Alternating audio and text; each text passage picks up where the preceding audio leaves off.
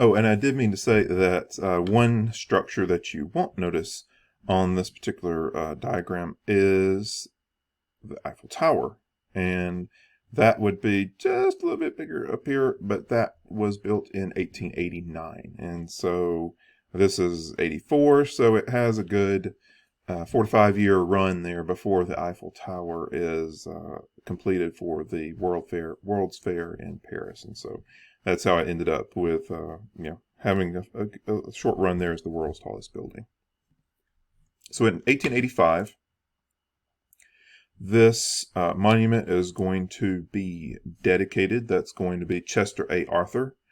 He's going to say, "I do now, in behalf of the people, receive this monument and declare it dedicated from this time forth to the immortal name and memory of George Washington." And so from there, it was a relatively small gathering, about 800 people, so not quite as monumental as the major gathering at the very, very beginning of all this. But they are going to, carry on from the site of the monument up through the Capitol, and then the whole festivities are going to continue with some speeches and then wrap up with fireworks. So at least there's bookended with fireworks, and so that's a good thing. So detail work and preparations of the grounds and all that are going to continue until 1888. Just takes time to get things done until finally they can begin letting people, American citizens, take part in the monument. And so here I thought it'd be useful for you to get to see.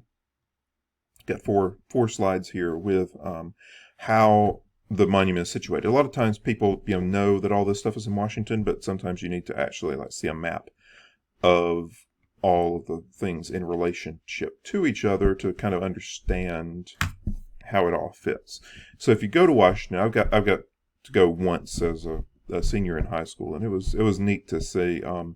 You can just walk all of this. It's very, very walkable, and take a good part of the day, but it's very enjoyable. A lot of the cherry blossoms that I'm sure you've seen on the news over the years. They surround this water here. The Jefferson Memorial is set sort of away from the mall, but it's beautiful because you can see it over the water, and it's this round structure here.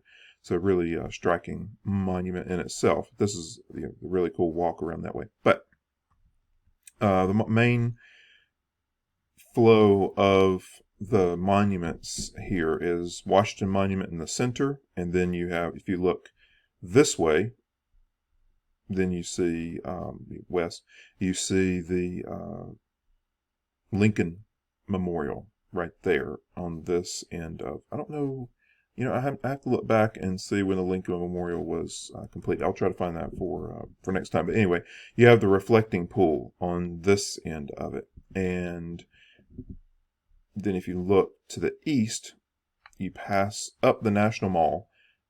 And on either side of that are quite a lot of buildings there. This is the American History Museum and many others. A lot of these, connected with the Smithsonian on either side here. And then all the way at the far east end of the National Mall is the U.S. Capitol building, which we'll talk about next time. And then up north of the Washington Monument is the White House. So from all of the points on the National that are connected with the National Mall, you can actually see the Washington Monument in clear view. So it serves as an anchoring point for the entirety of the views in D.C. in this main area right here. The most recent addition, well, I think it's most recent addition, is the World War II Memorial. That's recently added. They surprisingly didn't have anything specifically dedicated to World War II. They actually had the Vietnam War Memorial well before they had the World War II Memorial, which seems kind of crazy, but that's just the way that it worked out. You have the Korean War Memorial here, and so they get added over time. See if I have a different view here. Oh, I should have jumped forward so you can see it a little bit better. So again, this is the western end of the mall, a little bit easier view there. The FDR Memorial is actually quite good. I always recommend to people, if you ever happen to make it to DC, I just had the opportunity once to go on a night tour, so you can walk all of this at night they have a guide that will take groups on walks and tell you about the monuments, and all of these monuments are lit up at night.